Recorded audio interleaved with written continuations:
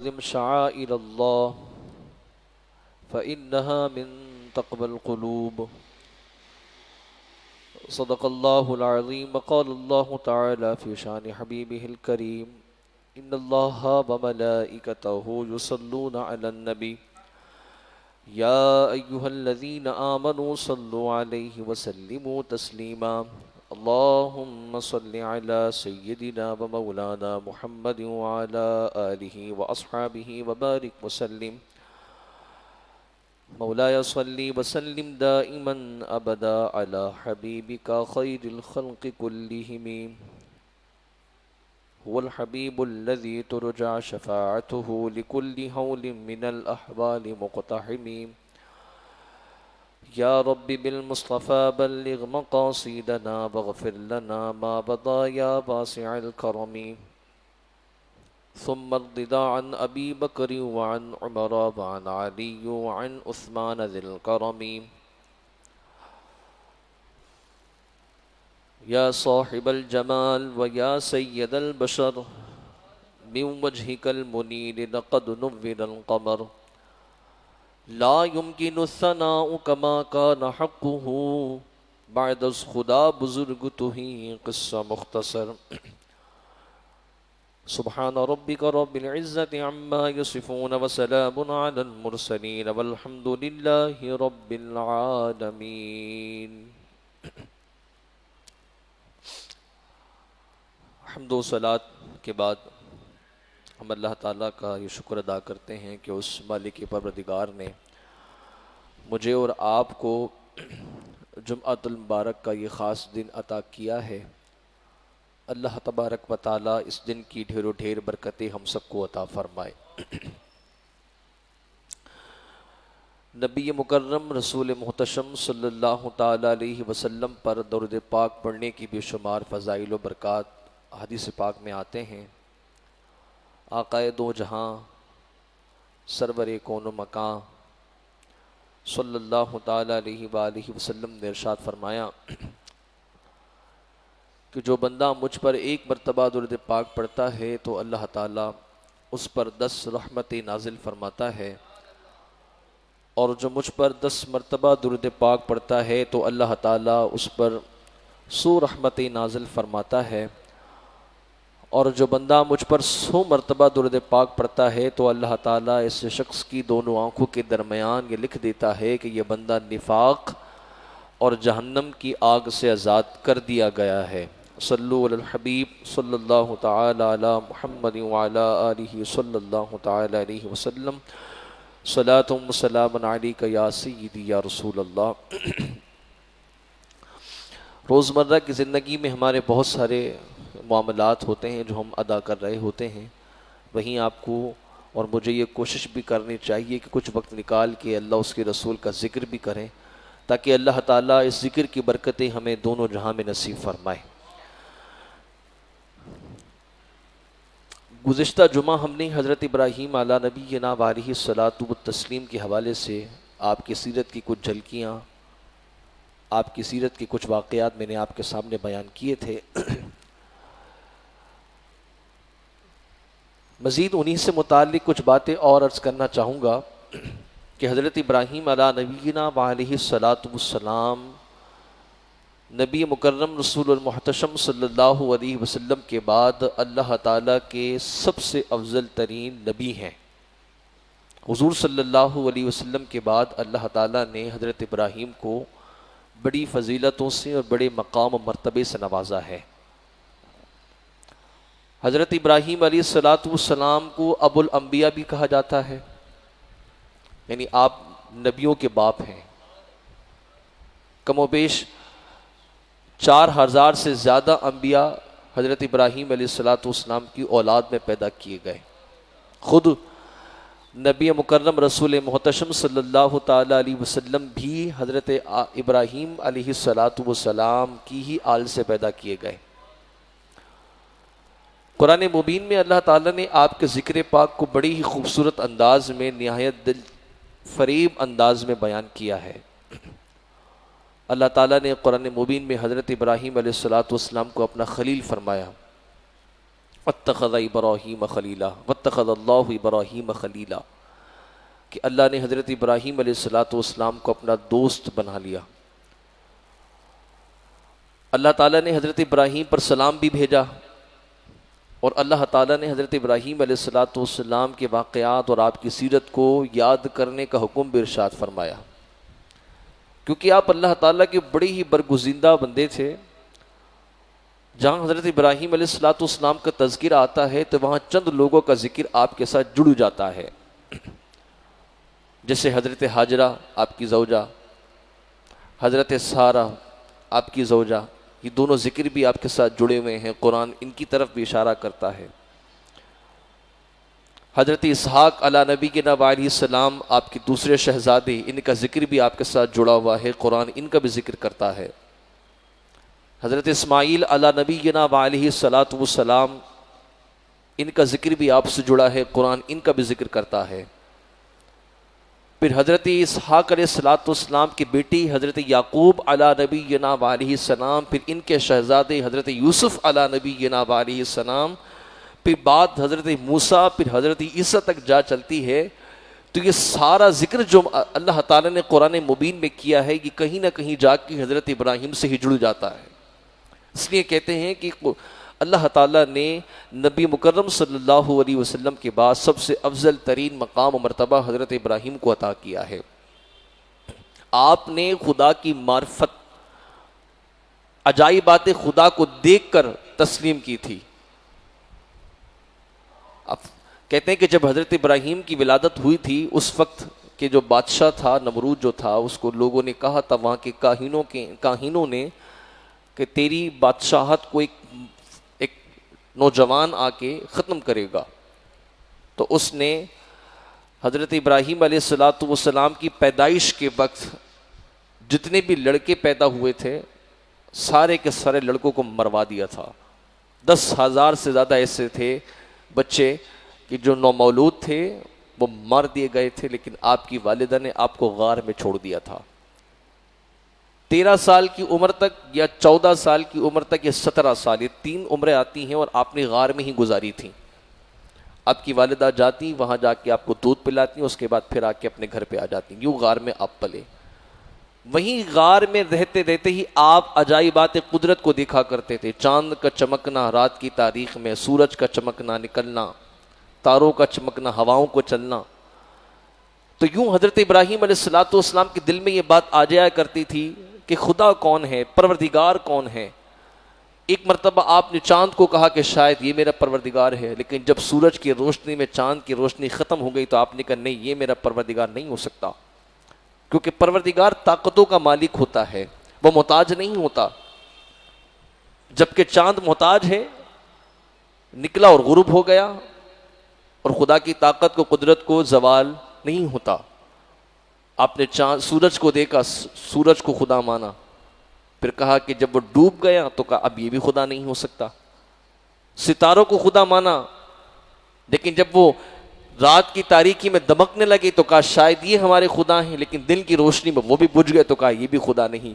بالآخر آپ نے اسی طرح خدا کی معرفت کو حاصل کرتے کرتے وہ مقام حاصل کر لیا جس کو عین الیقین کا مقام کہا جاتا ہے، کہ اس مقام پر آپ پہنچ گئے کہ آپ نے جا کے پھر دل میں یہ تسلیم کیا کہ ان ساری چیزوں کا حکم، ان سارے معاملات کو جو حکم دے رہا ہے وہی میرا پروردگار ہے۔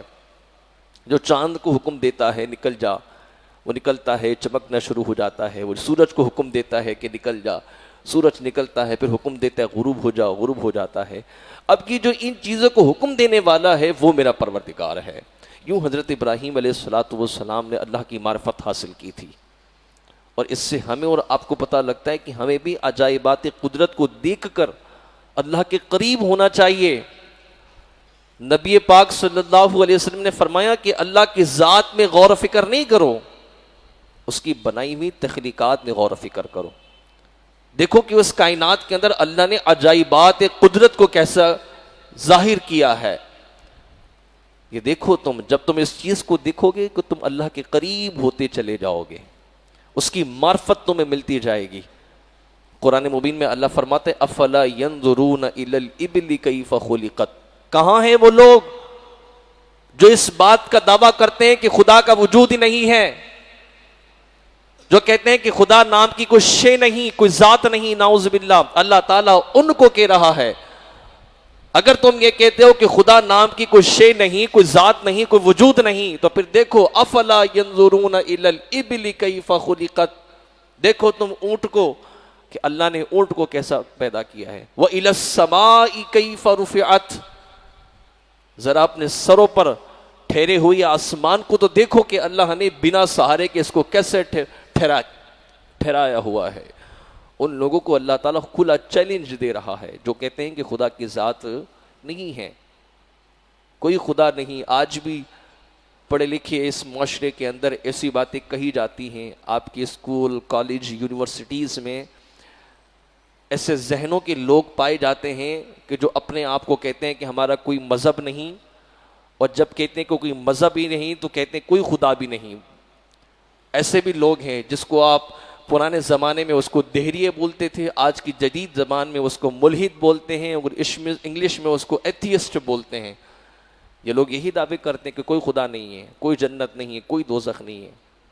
تو اللہ تعالیٰ انہی لوگوں کو کہہ رہا ہے، چیلنج کر رہا ہے کہ تم میرے نہ ہونے کا دعویٰ کر رہے ہو، تو دیکھو تمہارا وجود کا ہونا ہی اس بات کی دلیل ہے کہ میں ہوں، نہیں تو آس پاس کی چیزوں کو دیکھ لو، پہاڑوں کو دیکھو، سمندروں کو لگام ڈالی ہوئی ہے اس کو دیکھو، دیکھو کہ بارش کیسے برستی ہے، زمین سے گیا ہوا پانی ہی آسمان سے برس رہا ہے، جو پانی کے کھارے پانی کے بخارات تھے وہ آسمان سے بڑھ کے آسمان کی طرف جا کے میٹھا بن آ کے زمین پر برس رہے ہیں۔ تو اس کھارے پانی کو آسمان پہ لے جا کے میٹھا کرنے کے بعد برسانے والی ذات کس کی ہے؟ غور کرو، کس نے انسان کے اندر، وجود کے اندر اللہ تعالیٰ نے کیسی طاقت و قدرت پیدا کی ہے کہ انسان کو ایک نطفے سے پیدا کیا گیا، ایک بے جان شے سے پیدا کیا گیا۔ تو یوں اللہ تعالیٰ نے بہت ساری ایسی مثالیں ہمارے سامنے رکھی ہیں کہ جس سے ہم اور آپ اس بات کا اقرار کر سکتے ہیں کہ خدا ہے، اللہ کی ذات ہے۔ تو حضرت ابراہیم علیہ السلام نے انہی تمام عجائبات کو دیکھ کر ہی یقین کیا تھا کہ اللہ کی ذات کریمہ ہے۔ اور جب اللہ تعالیٰ نے آپ کو نبوت سے نوازا تو پھر آپ اس مقام پہ آ گئے کہ آپ نے ہر ذرے میں اللہ تعالیٰ کی جمال کی وجود کو دیکھا جس سے انکار کیا ہی نہیں جا سکتا۔ اور حضرت ابراہیم علیہ السلام کے اخلاقیات کی بات کی جائے تو آپ کو ابو الضیفان کے نام سے بھی یاد کیا جاتا ہے، جس کا مطلب ہے بہت زیادہ مہمان نواز۔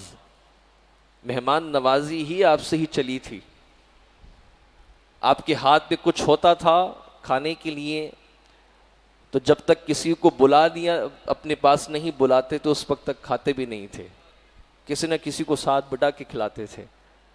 حضور صلی اللہ علیہ وسلم نے جب مہمان نوازی کے فضائل بیان فرمائے تھے تو حضور نے یہی فرمایا تھے کہ تمہارے باپ ابراہیم کی سنت ہے، تو اس کو خوش دلی سے ادا کرنا چاہیے۔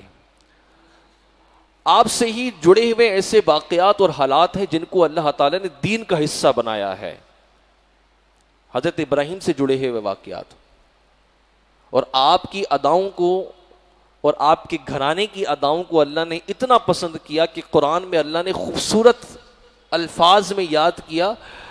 آپ یہ سمجھے کہ جس جگہ ان لوگوں کے قدم پڑے ہیں، جس جگہ ان لوگوں کا وجود گیا ہے، جس شے کو ان سے نسبت ہوئی ہے، اللہ نے اس شے کے بارے میں بتایا، فرمایا کہ یہ میری نشانیاں ہیں، یہ میری نشانیاں ہیں کہ جہاں میرے محبوب بندے جس شے کو نسبت دے کے آ چکے ہوں۔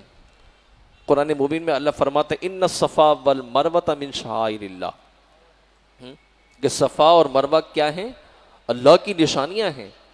اور اللہ کی نشانیوں کے بارے میں قرآن مبین میں اللہ نے آگے ارشاد فرمایا وَمَن يُعَظِّمْ شَعَائِرَ اللَّهِ فَإِنَّهَا مِن تَقْوَى الْقُلُوبِ، کہ جو اللہ کی نشانیاں ہیں اس کی عزت کرو، کہ ان کی عزت کرنا دلوں کی پاکیزگی ہے، یعنی پاکیزہ دل ہی ہوتے ہیں جو اللہ تعالیٰ کے محبوب بندوں سے نسبت رکھنے والی چیزوں کی عزت کرتے ہیں۔ اللہ فرماتا ہے کہ جو میرے محبوب سے نسبت رکھنے والی چیزوں کی عزت کرتے ہیں وہ لوگ پرہیزگار ہیں، ان کے دل پاک ہیں۔ تو آپ غور کر لیں کہ اگر آپ کو اللہ والوں سے پیار ہے اور اللہ والوں سے نسبت رکھنے والی جو شے ہے اس سے بھی اگر آپ محبت کرتے ہیں، تو قرآن آپ کو اس بات کی مبارکباد دیتا ہے کہ آپ پاک دلوں کے حامل ہیں، آپ کا دل بھی پاک ہے۔ اب اللہ تعالیٰ اپنے محبوب بندوں سے نسبت رکھنے والی شے کے بارے میں یہ کہے کہ یہ میری نشانی ہے، آپ یہ دیکھیے اس کی ذات کی کوئی نشانی ہے؟ وہ جسم سے پاک ہے، اس کا کوئی جسم والا وجود نہیں ہے۔ آپ یہ دیکھ کر نہیں کہہ سکتے کہ بھئی یہ خدا کی ذات کی نشانی ہے۔ جو بے نشان ہے، جس کی کوئی نشانی نہیں ہے، لیکن آپ اس کا کمال رحم دیکھیں، کمال عطا دیکھیں کہ اپنے محبوب بندوں سے نسبت رکھنے والی اشیاء کے بارے میں کہہ رہا ہے کہ یہ میری نشانیاں ہیں، یہ میری نشانیاں ہیں۔ اب صفا مروہ پہ حضرت حاجرہ کے قدم رکھیں نا، اللہ نے فرمایا یہ میری نشانی ہے۔ مقام ابراہیم کے بارے میں فرمایا وَاتَّخِذُوا مِن مَّقَامِ إِبْرَاهِيمَ مُصَلًّى، جاؤ مقام ابراہیم پر پہنچو، وہاں جا کے نماز ادا کرو، کیوں؟ یہ اللہ کی نشانی ہے۔ اور شاعر اللہ کا جو دامن ہے اس کو مفسرین نے اتنا وسیع کر دیا، کہا کہ ہر وہ شے، ہر وہ مقام، ہر وہ گھڑی کہ جس کو دیکھ کر، جس کو پا کر آپ کے دل میں اللہ کی یاد آ جائے، وہ اللہ کی نشانی ہے۔ ہر وہ مقام، ہر وہ گھڑی، ہر وہ عبادت جس وقت آپ کریں اور آپ کو اللہ کی یاد آ جائے، فرمائے یہ شاعر اللہ ہے، اس کو شاعر اللہ کہتے ہیں۔ اب صفا مروہ پہ ہم اور آپ صحیح کرتے ہیں تو کس کی محبت میں کرتے ہیں؟ اللہ کی یاد میں ہی کرتے ہیں نا۔ اللہ نے کہا یہ میری نشانی ہے، کیوں؟ اس لیے فرمایا کہ جو میری پیاری تھی، میری بندی تھی، وہ یہاں آئی کس سبب سے؟ میری وجہ سے، میری رضا حاصل کرنے کے لیے۔ کوئی شکوہ شکایت نہیں کیا، کیوں؟ کیونکہ وہ اپنے رب کی کرم پر راضی تھی۔ وہ جانتی تھی کہ میرے ساتھ اتنا چھوٹا بچہ بھی ہے کہ اگر اس کا خیال نہ کیا جائے تو یہ بچہ ہلاک بھی ہو سکتا ہے، لیکن اس کو پتا تھا کہ جس نے بھیجا ہے وہی ہمارا خیال کرے گا۔ لیکن اس کے باوجود بھی شکوہ نہیں کیا، شکایت نہیں کی کہ تو لایا ہے تو ہی دے گا، بلکہ جستجو بھی کی، آگے بڑھی۔ بچے کو پیاس لگی تو پانی کی تلاش کرنے چلی گئیں۔ یہ بھی نہیں کہا کہ اللہ تو پانی تو دے، تو بڑی طاقتوں کا مالک ہے، تو تنکوں میں جان ڈال دیتا ہے، بنجر زمین کے اندر حکم کرے تو سبزہ اگا دیتا ہے، ہنستے بستے کھیتوں کو اور مزید سرسبز و شاداب کر دیتا ہے، تو بڑا مالک ہے، ہم تو تیرے کرم کی وجہ سے یہاں آئے، تیرے حکم پر یہاں آئے ہیں، تو آسمانوں سے پانی برسا، نہیں کیا شکوہ۔ اگر ان سے پوچھا جائے حضرت حاجرہ سے کہ بھئی آپ نے کیوں شکوہ نہیں کیا تھا، اللہ اکبر، تو حضرت حاجرہ کیا فرمائیں گی کہ شکوہ کیسے کروں؟ شکوہ کر ہی نہیں سکتی تھی، کیوں؟ حسین جیسی اولاد بھی تو مجھ سے پیدا ہونی تھی، وہ بھی تو آنی تھی نا۔ شکوہ کرنا ہی نہیں تھا۔ کیوں نہیں کرنا تھا شکوہ؟ کیونکہ اللہ کا حکم، جو اللہ کا حکم ہے اس کی رضا پہ راضی۔ آج میرے اور آپ کے لیے اس بات میں کتنا بڑا پیغام ہے، ذرا سی تکلیف آتی ہے ہم نمازیں چھوڑ دیتے ہیں، ہم سجدہ کرنا ہی چھوڑ دیتے ہیں، ذرا سا بیمار کیا ہوتے ہیں ہم نمازوں کا چھوڑنے کا بہانہ بنا لیتے ہیں، سر درد کیا ہوا نماز پڑھنے ہی نہیں گئے، کمر میں کیا درد ہوا بہانہ بنا کے سجدہ زمین پہ کرنا چھوڑ دیا، پتہ ہے کہ تھوڑی ہمت کروں گا تو سجدہ زمین پر ہو جائے گا، لیکن نہیں، کمر درد کا بہانہ بنا کے سجدہ زمین پہ کرنا چھوڑ دیا۔ اور یہاں دیکھیں آپ، پتہ ہے کہ مشکل گھڑی ہے لیکن اس کے باوجود بھی پروردگار ہے، وہ کریم ہے، وہ مالک ہے۔ پھر اللہ تبارک و تعالیٰ کی حضور رضا حاصل کرنے کے لیے، بچے کو بچانے کے لیے جس جستجو میں وہ گئیں، کبھی صفا کبھی مروہ، پھر صفا پھر مروہ، تو اللہ کو بھی تو بھی پسند آیا نا، وہ بھی تو مالک کے 70 ماؤں سے زیادہ پیار کرتا ہے نا۔ اور کہا کہ اللہ تعالیٰ نے پہلی مرتبہ بس صفا پہ گئی تھی، مروہ پہ گئی تھی، 7 چکر کیوں لگائے؟ وہ دیکھ رہا تھا مالک، وہ میرا مالک دیکھ رہا تھا کہ میری بندی کب تک میری رضا حاصل کرتی ہے. لیکن جب دیکھا کہ بس یہ تو دوڑے ہی چلی جا رہی ہے, کچھ بول ہی نہیں رہی, کچھ بولے تو میں کروں, یہ بول ہی نہیں رہی, یہ تو یہاں دوڑ رہی ہے کبھی وہاں دوڑ رہی ہے. اللہ کو یہی ادا پسند آئی, اللہ نے کہا بس ٹھیک ہے, بس ہو گیا, تمہاری یہ ادا اتنی پسند آئی ہے میری پیاری, اتنی پسند آئی ہے کہ رہتی دنیا تک جتنے بھی انسانیت اب پیدا ہوگی وہ یہاں آ کے تیری اس ادا کو ضرور زندہ کرے گی, بلکہ اس مقام پر آئے گی بھی, اور یہ بھی کہہ دوں گا کہ جو یہاں آ رہا ہے اس کو دیکھ لے کہ یہ میری نشانی ہے, یہ میری محبت کی نشانی ہے, یہ میری رضا کی نشانی ہے. اللہ تعالیٰ نے قرآن میں فرمایا ان الصفا والمروۃ من شعائر اللہ. حج کے ایام چل رہے ہیں نا, یہ حج کے دن ہے نا. دعا کرے اللہ تعالیٰ سے کہ کرونا وائرس سے جلد از جلد ہماری جان چھوٹ جائے, یہ وبا ختم ہو جائے تاکہ سفر مقدس کی طرف ہم اور آپ بڑھنا شروع ہو جائیں. کتنے ایسے کلیجے ہوں گے جو چھنی ہو رہے ہوں گے اس مقام کو دیکھ کر, اس گھڑی کو دیکھ کر کہ اب تو حج کی گھڑی ہے, حج کا مقام ہے, ہم جا ہی نہیں رہے. لاکھوں لاکھوں کا مجمع, اللہ اکبر, لاکھوں لاکھ افراد, سری سر سفید لباس, سری سر سفید لباس, ایسا لگتا ہے جیسے آسمان زمین پر اتر آیا ہو. فرشتے بھی کہتے ہوں گے مالک تو بھی اپنے بندوں سے محبت کا صلہ کتنا پیارا دیتا ہے نا. جو تجھ سے محبت کرتا ہے وہ تو ہے ہی کمال کی بات, لیکن جس سے تو محبت کر لے یہ سب سے بڑے کمال کی بات ہے. تو نے اپنے بندوں سے ایسی محبت کیا کی کہ ان کی ادائیں آج تک زندہ ہیں. اب کرونا وائرس سے نہیں جا سکتے, ہم اور آپ سب یہی ہیں. اب کہنے والے لوگ کہتے ہیں کہ بھئی یہ سازش ہے, فلاں کافروں کی سازش ہے, فلاں کافروں کے سازش ہے. ہو سکتا ہے ہو بھائی سازش بھی, لیکن مجھے آپ یہ بتائیے کہ آپ کون سے اس نے نیک ہیں. اللہ تعالیٰ نہیں فرماتا اپنے حال بدل لو. اگر اپنی حالت بدلو گے, نبی پاک صلی اللہ علیہ وسلم کی حدیث پاک نہیں ہے کہ اپنی حالتوں کو بدل لو, نہیں تو اللہ تعالیٰ تم پر آزمائش سے اتارے گا. ہم نے اپنی حالت بدلی, ہم اپنے گناہوں کا, اپنے برائیوں کا بدلہ ہم نے ایک سازش پہ ڈال کے اپنے آپ کو تسلی دے دی. لیکن یہ بھی دے دیکھو کہ اس ارض زمین کو ہم نے گناہوں سے بھر دیا, تو کیا اللہ ہم سے ناراض نہیں ہو سکتا؟ وہ ایسا ناراض ہوا کہ کرونا وائرس اتارا اور ہمیں سفر مقدس تک پہ جانے سے روک دیا گیا. سوچو آپ, یہ بات بھی تو سوچ سکتے ہو نا کہ سفر مقدس کبھی آپ نے سوچا تھا زندگی کے اندر کہ وہاں جا کے ایسا وقت بھی ہم دیکھیں گے کہ کوئی جا نہیں سکتا؟ کبھی آپ نے سوچا, تصور کیا تھا کبھی آپ نے؟ نہیں کیا تھا. لیکن آج ایسا ہو رہا ہے, جا ہی نہیں سکتے, کیا کریں, حکم ہی نہیں ہے. اور اب بھی تو ناراض ہو سکتا ہے نا. کیوں؟ کیونکہ ہم نے تو 8 سال کی بچی تک کو نہیں چھوڑا, اس پر بھی وحشی درندگانہ معاملہ کیا, اس کی عزت پامال کی, اس کو مار دیا, قتل کر دیا, اٹھا کے گھوڑے پہ پھینک دیا. یہ کم جرم ہے ہمارا کیا؟ ہم بہنوں کا حصہ کھا جاتے ہیں, ہم بھائیوں کو قتل کر دیتے ہیں, ہم سر عام انسانیت کو قتل کر رہے ہیں, ڈاکے ڈال رہے ہیں, لوٹ مار ہم کر رہے ہیں, سود ہمارے درمیان, شراب ہم پی رہے ہیں, لوگوں کا دل ہم دکھا رہے ہیں.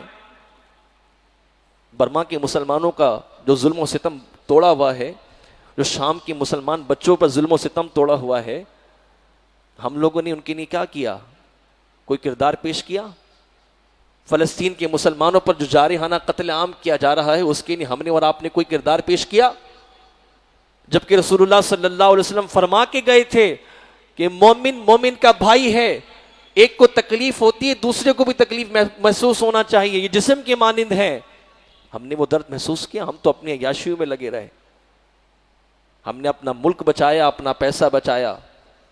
رسول اللہ صلی اللہ علیہ وسلم کی ناموس پر حملے کیے جانے لگے, گستاخانہ خاکی بنائے جانے لگے, آقا کریم صلی اللہ علیہ وسلم کی عزت اور ناموس پر حملے کیے جانے لگے.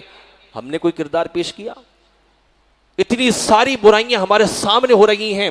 اللہ کے رسول صلی اللہ علیہ وسلم نے نہیں فرمایا کہ اگر برائی ہاتھ سے بدلنے کی طاقت ہو تو ہاتھ سے بدلو, زبان سے بدلنے کی طاقت ہو زبان سے بدلو. ہم نے کوئی کردار پیش کیا؟ حضور نے فرمایا کہ اگر برائی کو بدلنے کی طاقت بھی نہ آئی تو کم سے کم دل ہی میں برا جان لو. ہم تو دل میں بھی برا نہیں جانتے, ہم تو مسکراتے میں نکل جاتے, چھوڑو بھائی چھوڑو یہ تو روز کا معمول ہے, ایسے کر کے نکل جاتے ہیں. کبھی دل خون کے آنسو رویا آپ نے اپنے بھائی کے قتل کرتے وقت؟ رویا کبھی آپ کا دل خون کے آنسو؟ جس بھائی کو آپ گالی دے رہے ہو, اس کو گالی دیتے وقت کبھی آپ کے دل میں یہ خیال آیا کہ چلے بھائی نہ صحیح مانے لیکن اللہ کا بندہ تو ہے نا, نبی پاک صلی اللہ علیہ وسلم کا امتی تو ہے نا؟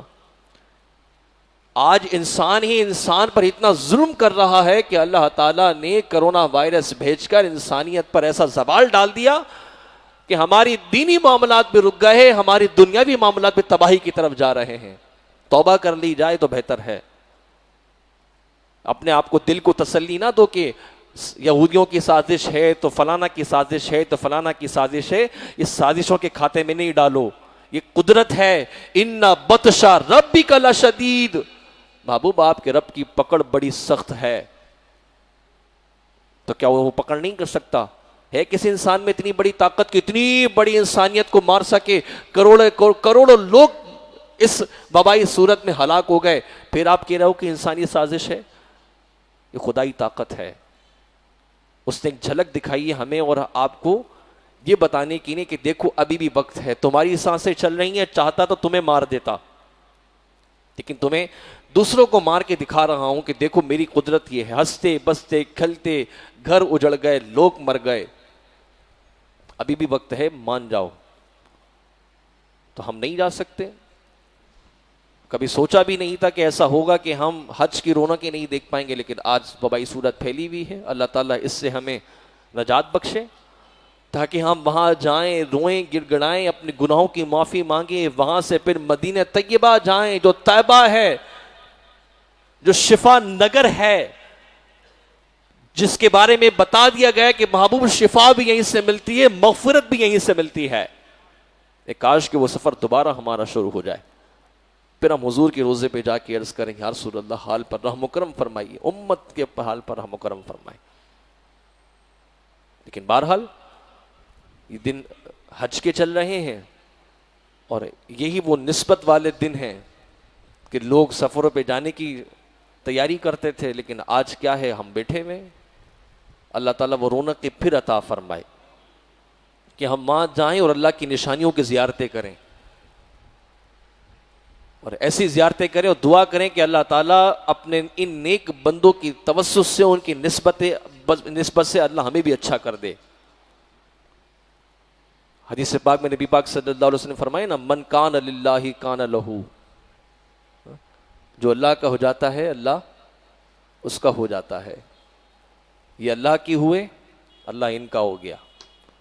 دنیا ان کی ہوگی, زمانہ ان کو, صدیوں گزر گئیں. حضرت ابراہیم علیہ الصلاۃ والسلام کو گزرے 4000 سال ہو گئے, لیکن آج بھی ابراہیم علیہ السلام کا ذکر ایسا زندہ ہے, وہ مقام ایسا زندہ ہے کہ ان کو دیکھنے کے بعد ہم خدا کے ہو جاتے ہیں, خدا کی محبت دل میں آ جاتی ہے. قربانی کریں گے میں اور آپ, ساری جہاں قربانی کرے گا, کس کی ادا ہے؟ حضرت ابراہیم کی ادا ہے. اللہ نے اس کو بھی شاعر اللہ کہا, یہ بھی شاعر اللہ ہے.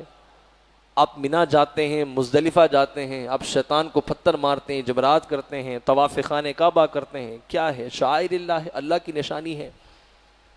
اور پھر میں نے آپ کو ابتدائی میں ہی بتا دیا کہ ہر وہ عبادت, ہر وہ مقام, ہر وہ گھڑی جو اللہ کی یاد دلائے وہ کیا ہے؟ شاعر اللہ میں داخل ہے. یہاں تک مفسرین نے لکھا کہ مزارات اولیاء بھی شاعر اللہ میں داخل ہیں. جو مزارات اولیاء ہیں یہ بھی شاعر اللہ ہیں, اللہ کی نشانیاں ہیں, کیونکہ وہاں جانے کے بعد اللہ ہی کی یاد آتی ہے. وہاں جانے کے بعد ہم کس کو یاد کرتے ہیں؟ اللہ کو یاد کرتے ہیں. خرافات ہوتے ہیں, ڈھول تاشے بجائے جاتے ہیں, ناجائز کام کیے جاتے ہیں, یہ سب حرام ہے. لیکن جائز طریقے سے جانا, حاضری دینا مزار شریف پہ, یہ بھی تو جائز ہے نا. یہی جو جائز طریقہ ہے, جائز عمل ہے, جو خرافات سے پاک ہو, شریعت کے دائرہ کار سے باہر نہ نکلتا ہو. اگر آپ مزار شریف پر کسی اللہ کے ولی کی بارگاہ میں حاضر ہو رہے ہیں تو شاعر اللہ میں داخل. کیوں؟ کیونکہ وہاں جانے کے بعد آپ کو اللہ کی یاد آتی ہے. بزرگوں کا قول ہے نا کہ اللہ کی جہاں اللہ کے نیک بندوں کا ذکر ہوتا ہے وہاں رحمتوں کا نزول ہوتا ہے. جہاں ذکر ہو، رحمتوں کا نزول ہو، جہاں اللہ کے بندے کا خود وجود خاکی ہو تو وہاں رحمتوں کا کتنا نزول ہوگا. ذکر کے وقت ہی رحمتیں ہوتی ہیں. جہاں خود اللہ کے ولی، اللہ کے نیک اولیاء انبیاء آرام فرما رہے ہوں تو وہ جگہیں کتنی پاک ہوں گی. تو یہ بھی شاعر اللہ میں داخل ہیں. ان کی عزت، تعظیم، توقیر، اللہ نے فرمایا کہ جو شاعر اللہ کی عزت کرتا ہے، تعظیم کرتا ہے، توقیر کرتا ہے، اللہ فرماتا ہے کہ دلوں کی پاکیزگی ہے. یہ پاک دل ہی ہوتے ہیں کہ جو اللہ کے محبوب بندوں کی عزت کرتے ہیں، ان سے نسبت رکھنے والی شے کی عزت کرتے ہیں.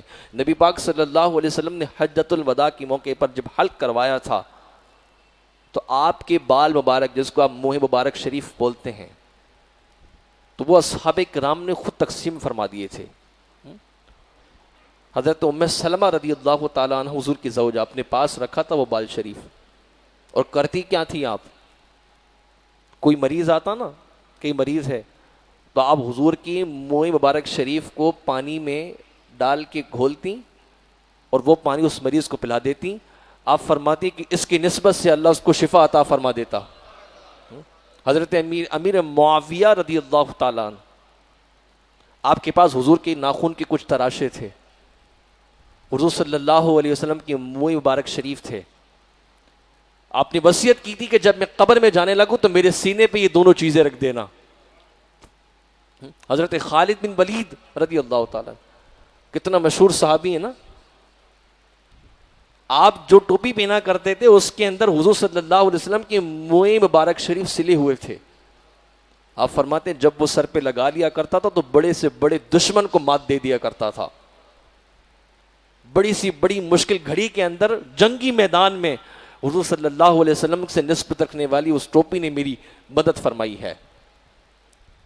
قرآن مبین میں حضرت یعقوب علیہ الصلوۃ والسلام کی آنکھوں پر جب حضرت یوسف علیہ الصلوۃ والسلام کی قمیض ڈالی گئی تھی تو آپ کی آنکھیں آ گئی تھیں، آپ کی آنکھوں کی روشنی آ گئی تھی. تو جو شے اللہ تعالیٰ کے نیک بندوں سے نسبت رکھ لیتی ہے تو اللہ اس میں اتنا کمال پیدا کر دیتا ہے. تو جو اللہ تبارک و تعالیٰ کے نیک برگزیدہ بندے ہیں تو ان کی ذات میں اللہ نے کتنا کمال رکھا ہوگا. اس لیے اللہ فرماتا ہے کہ یہ سب شاعر اللہ میں داخل ہیں. ان کی عزت کرنا، ادب و احترام کرنا، یہ دلوں کی پاکیزگی ہے. اور یہ آیت کریمہ جو اللہ نے فرمایا شاعر اللہ ومن یعظم شاعر اللہ، اس کے بارے میں علماء فرماتے ہیں کہ یہاں پر 3 چیزیں مراد ہیں. یا تو تمام وہ عبادتیں جس سے اللہ کی یاد آ جائے وہ داخل، یا اس سے مراد مناسک حج، کیونکہ جب وہاں بندہ جاتا ہے تو اللہ کی یاد آتی ہے نا. قدم قدم پہ اللہ کی یاد ہے، قدم قدم پہ اللہ کی یاد ہے. جو شخص اپنی زندگی کے اندر اچھے سے اچھا، اعلیٰ سے اعلیٰ کپڑا پہنتا ہو، آپ دیکھیے وہاں اس سفر کی ابتدا ہی وہ 2 چادروں سے کرتا ہے. جس کو نرم اور گرم بستروں پر سونے کی عادت ہو، لیکن وہ اس سفر کے اندر زمین پر سونا قبول کرتا ہے اور دعا بھی کرتا ہے کہ یہ زمین پر سونا بار بار نصیب ہو جائے. کتنا مقدس بابرکت سفر ہے. حضرت ابراہیم علیہ الصلوۃ والسلام فلسطین سے جب مکہ مکرمہ آئے تھے تو اب 2 ہی چادروں میں تھے، اور وہی 2 چادروں کو لے کر اللہ تعالیٰ نے وہی ادا تمام روئے زمین پر قیامت تک کے حج کرنے والوں پر لازم کر دی کہ تم انہی چادروں میں آؤ گے، کیونکہ میرا خلیل ہی ایسے آیا تھا، میرا پیارا ہی ایسی آیا تھا. پھر جو قربانی کا واقعہ ہوا، اللہ اکبر، ایسی کو مثال ہی نہیں ملتی. اللہ کی رضا دیکھیے آپ. اللہ تبارک و تعالیٰ کی بارگاہ میں بیٹے کو قربان کرنے چلے، قربان بھی کر دیا. وہ بیٹا بھی اتنا پیارا، کہا کہ اگر آپ نے خواب دیکھا ہے، آپ کا رب چاہتا یہی ہے تو میں آپ کے ساتھ ہوں. ہاتھ باندھیے، پٹی باندھیے، آپ بھی باندھیے، میری بھی آنکھوں پہ باندھیے، پھر قربان کر دیجیے. چھری بھی چلا دی، مگر اللہ کا حکم، لمحے بھر کے اندر فوراً وہ مینڈا قربان ہو گیا. یہ واقعات ہم سنتے آ رہے ہیں، لیکن سیکھا کیا؟ کیا سیکھا آپ نے؟ حضرت ابراہیم کی اس قربانی سے کیا پتہ لگا آپ کو؟ ہے کوئی توکل کی ایسی گھڑی ہمارے پاس؟ ہم خیرات کرتے وقت بھی 10 مرتبہ سوچتے ہیں کہ یار دوں یا نہ دوں. اور یہ جو گھڑی ہوتی ہے یہ ایسا سودا ہوتا ہے کہ جہاں سوچا نہیں جاتا کر دیا جاتا ہے. سوچنے کے وقت نہیں ہوتا, بس کر دیا. یہ ایسا مقام ہوتا ہے. اور ہم سوچ رہے ہوتے ہیں کہ اب کیا کروں, سوچنے کے بعد سوچتے ہیں کہ یار لگتا ہے مجھے زیادہ پیسے دے دے, کم دینا چاہیے تھے. یہی ہوتا ہے نا ہمارا. اور جہاں دکھانا پڑ جائے کہ ہم کتنے بڑے سخی ہیں تو وہاں ہم پیچھے نہیں ہٹتے. پھر یہ بتانا بھی تو ہے کہ میری یہ سخاوت کا دریا ایسا بہتا ہے. رمضان کی بہاریں ہوں تو پھر آپ دیکھیے ہم لائنیں لگا لگا کے زکوٰۃ بانٹ رہے ہوتے ہیں, یا میڈیا بھی ہوتی ہے یا کیمرے بھی ہوتے ہیں, ہم بڑے خوش ہو رہے ہوتے ہیں. اور قربانی کے دن آ رہے ہیں تو مت پوچھیے پھر آپ.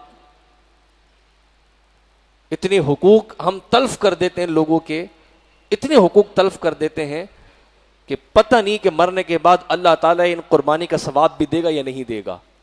کہیں ایسا نہ ہو کہ قربانی جو لاکھوں کی ہے اللہ تعالیٰ اس لاکھوں کی قربانی کا ثواب کا کھاتا ان لوگوں کے حصے میں ڈال دے جن لوگوں کا آپ نے دل دکھایا ہے, جن لوگوں کو آپ نے قربانی کے نام پر تکلیف پہنچائی ہے, جس غریب کے گھر کے آگے آپ نے جانور باندھ کے پورا مہینہ گند کروایا ہے. کہیں ایسا نہ ہو کہ قربانی کا سارا کھاتا اس کے پلے میں چلا جائے. جس کی لاکھوں کی قربانی کے جانور آپ لے کے آئے, پوری گلی پورا محلہ آپ نے بند کر دیا. کہیں ایسا نہ ہو کہ لاکھوں کی قربانی کا ثواب ان محلے والوں کے کھاتے میں ڈل جائے جن کے آپ نے حقوق تلف کر دیے ہیں, جن کے آپ حقوق پامال کر رہے ہیں. اللہ قربانی کو کہہ رہا ہے کہ یہ اللہ کی نشانی ہے, یہ شاعر اللہ ہے.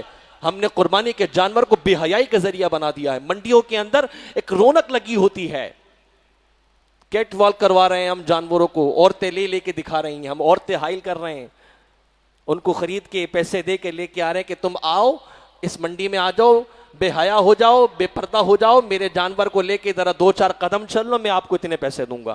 المان والحفیظ, جس قربانی کو اللہ کہتا ہے کہ یہ میری نشانی ہے, ہم نے اس قربانی کے معاملے کے اندر اتنی سمجھے کہ غیر ذمہ دارانہ رویے کو لے کے آ گئے کہ مرنے کے بعد پتہ نہیں اللہ تعالیٰ اس بات پہ نہ پکڑ کر لے کہ جو چیز میری یاد دلایا کرتی تھی تم نے اس کو بے حیائی کا ذریعہ بنا دیا. جس عمل کو میں نے اپنی نشانی کہا تم نے اس میں بے حیائی کو شامل کر دیا. آج بڑے بڑے جو لاکھوں کے جانور بیچ رہے ہیں وہ یہی کر رہے ہیں, ویڈیو بنوا رہے ہیں, انٹرنیٹ پہ ڈال رہے ہیں, لڑکیاں آ رہی ہیں دکھا رہی ہیں, بے حیائی کے تماشے لگ رہے ہیں. جو جانور خرید کے لے کے آ رہا ہے بھائی ظاہر 50 لاکھ 60 لاکھ کا جانور لے کے آئے, وہ خاموش تھوڑی بیٹھے گا, وہ تو اتنا شور مچائے گا کہ لوگوں کو بتائے گا کہ آؤ دیکھو آؤ میں لاکھوں روپے کی قربانی کر رہا ہوں. پھر کیا ہوتا ہے, وہ ایک طوفان بدتمیزی لگا ہوتا ہے, بچے عورتیں بوڑھے پتہ نہیں کیا کیا سب جا رہے ہیں بھائی, میلہ لگا ہوا ہے. کیوں بھائی, وہ فلاں لاکھ اتنے لاکھ روپے کا فلاں سیٹ صاحب جانور لے کے ہم سب دیکھنے کے لیے جائیں گے. دیکھنے نہیں جا رہے ہیں, فیشن بنا لیا ہے. جس قربانی کو آپ نے آنسوؤں کے ذریعے ادا کرنا تھا, آپ اس قربانی کو بے حیائی کا ذریعہ بنا رہے ہیں. اپنے گھر کی بچیوں کو بے لباس ہو کے بے پردہ ہو کے لے جاتے ہیں. وہ برش لگا ہوا ہے بھائی, تو بھی چل رہا ہے, تو بھی چل رہا ہے, ایک لینے والا ایک ہے, جانے والے 10 ہیں. فضول کے جانوروں کو ہکا رہے ہوتے, تکلیف دے رہے ہوتے ہیں. 10-15 لاکھ کا آپ نے جانور خرید لیا, اچھی گاڑی کرنے کے بجائے وہ ایسی گاڑی کرتے جس میں جانور کو ٹھوس کے لے کے آ رہے ہوتے ہیں. وہ بیچارہ گھوم بھی نہیں سکتا. لاکھوں روپے کا جانور خرید لیا, لیکن قربانی کے لیے جو کاٹنے والا آئے گا وہ اناڑی قسم کا بندہ آپ ڈھونڈ رہے ہوتے ہیں, جو آپ کے جانور کا وہ برا حال کر کے جاتا ہے, نہ کھانے کا رہ جاتا ہے وہ جانور, نہ بانٹنے کا رہ جاتا ہے. بھائی اتنے لاکھ کی اتنے ہزار کی آپ قربانی کر رہے ہیں تو کم سے کم جس کو آپ لے کے آ رہے ہیں اللہ نے فرمایا یہ میری نشانی, اس کی عزت بھی تو کر لیں, آپ اس کا احترام بھی تو کریں. حج کے دوران جو جانور لے کے آئے جاتے تھے اللہ نے منع فرمایا, اللہ کے رسول نے منع فرمایا کہ ان پر سوار ہو کے نہ آیا جائے. یہ احترام والے جانور ہیں. ہم اپنے بچوں کو بٹھا کے تصویریں کھنچوا رہے ہوتے ہیں, بے وقت کھانا کھلا رہے ہوتے ہیں. وہ ابھی دوست دیکھنے کے نہیں آیا, پھر لات مار کے اٹھا دیا. اس بیچارے کو آرام بھی تو کرنے دو. نبی پاک صلی اللہ علیہ وسلم نے تو یہاں تک فرمایا ہے کہ قربانی کے جانور جب قربان کر رہے ہوں تو اس کے سامنے آپ چھری کو تیز نہ کرو. اتنا میرے محبوب علیہ الصلوۃ والسلام نے ان جانوروں کا خیال کیا ہے, اور ان کو گراتے وقت بھی کہا کہ اس اذیت سے نہ گرایا جائے کہ ان کو تکلیف ہو. یہ ہماری دین رہنمائی کر رہا ہے. ہم کیا کرتے ہیں ان جانوروں کے ساتھ؟ پتہ ہے کہ یہ جو جانور ہے یہ میری خرید سے باہر ہے، لیکن پھر بھی کہتے اس کو اٹھا کے دکھاؤ. خریدنا ہے تو اٹھواؤ، نہیں تو پھر نہ اٹھواؤ. آپ ان کی بھی اپنی ایک حساسیت ہوتی ہے، یہ بھی تکلیف میں ہوتے ہیں. نبی پاک صلی اللہ علیہ وسلم نے جانوروں نے بھی شکایت کی حضور سے کہ ہمارا مالک ایسا کرتا ہے. یہ بیچارے زبان اگر ان کی ہوتی تو پھر بتاتے کہ ہم بھی ہیں، ہمیں بھی تکلیف ہوتی ہے، ہم جانور ہیں، مانا جانور ہیں، لیکن اللہ کی پیدا کردہ شے، ہم پر بھی ظلم کرنے پر اللہ ناراض ہوتا ہے. اللہ نے فرمایا کہ بکری پر رحم کرو. ہم چھوٹا جانور جو بکری ہے اس پر رحم کرنے کے بارے میں کہا گیا. جو لاکھوں روپے کا بھاری بھاری بھاری من کا جانور لے کے آ رہے ہیں، تو آپ سوچیے اس کو آرام کی نیند نہیں چاہیے ہوگی. آپ نے گلیوں میں باندھا ہوتا ہے، حقوق تلف ہو رہے ہوتے ہیں، پتہ ہی نہیں ہوتا. یہ اللہ کی نشانیاں ہیں، ان کی عزت کریں. اگر آپ لاکھوں روپے کی قربانی کر رہے ہیں تو جناب یہ قربانی کرنے کی نہیں، آپ ان کا حق بھی ادا کریں. بے ٹائم کھانا نہ دیں تاکہ پیٹ خراب نہ ہو. اچھی جگہ باندھیں تاکہ جو وائرس چلتا ہے ان دنوں کے اندر وہ ان کو نہ لگ جائے. اگر جانور خرید لیا ہے تو 2 پیسے زیادہ ڈال کر اچھی گاڑی خرید لیں تاکہ وہ آرام سے آ سکے. ہزاروں روپے کا جانور خریدنے کے بعد 2-4 روپے بچانے کے لیے اس جانور کو اذیت میں ڈال دیتے ہیں. پھر تماشا لگا ہوتا ہے، بے وجہ اس کو زبان کھول کے بچے کی خوشی ہے بھائی گھمانے نکل گیا. ارے بھائی ہمارا علاقہ وہ نہیں ہے کہ جب جانوروں کو سر عام گھمایا جائے. یہ جانور بھی تو ہے نا. وہ پیچھے بچے بھاگ رہے ہیں، موٹر سائیکلوں کا شور ہے، عجیب و غریب ایک معاملے میں لے کے چلے جاتے، بازاروں میں لے کے چلے جاتے، رش والی جگہوں میں لے کے چلے جاتے ہیں. وہ پھر اگر ان چیزوں سے گھبرا جاتا ہے تو بچوں کو نقصان پہنچا دیتا ہے، آپ کو نقصان پہنچا سکتا ہے. تو آپ اس بات کا بھی خیال کیجیے گا، آپ کا بچہ تڑپتا رہے، بڑے تڑپتا رہے. آپ اپنے بچے کی بھی جان کی حفاظت کیجیے گا، اپنی بھی اور دوسرے کی بھی، کہ ایسا نہ ہو کہ آپ کا جانور کسی کو نقصان پہنچا دے. یہ چیز بھی خیال کیجیے گا. اور یہ سلسلہ ہمارے قربانی کے دنوں میں بہت بڑھتا جاتا ہے. دیکھیں اللہ نے اس کو بھی اپنے نشانی کہا ہے. کم سے کم اس کو اتنا خیال کریں کہ دیکھنے والا یہ کہہ سکے کہ ہاں جی یہ اللہ کی نشانی ہے. یہ نہ کہہ سکے کہ یہ ہو کیا رہا ہے. کسی کو تکلیف نہ پہنچائیں، کسی کو اذیت نہ دیں، کسی کے دروازے پہ نہ باندھیں. اگر آپ کے پاس طاقت ہے تو آپ ایسی جگہ خرید لیں جہاں آپ کا جانور بن سکے. کم پیسوں کی کر لیں لیکن کریں ایسے کہ اللہ کو پسند آ جائے، اس کے محبوب کو پسند آ جائے. زیادہ پیسے کی کرنے کی طاقت ہے تو اس کو سنبھالنے کا بھی آپ حق رکھتے ہیں. اپنے بچوں کے حوالے مت کیجیے گا. یہ بچے ہوتے ہیں، یہ لے کے نکل جاتے ہیں.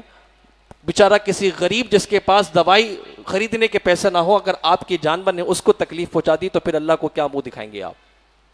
اس بات کا خیال کیجیے گا. اللہ تعالیٰ سے دعا کرتے کہ باری الہ ہم سب کو اپنی تمام عبادت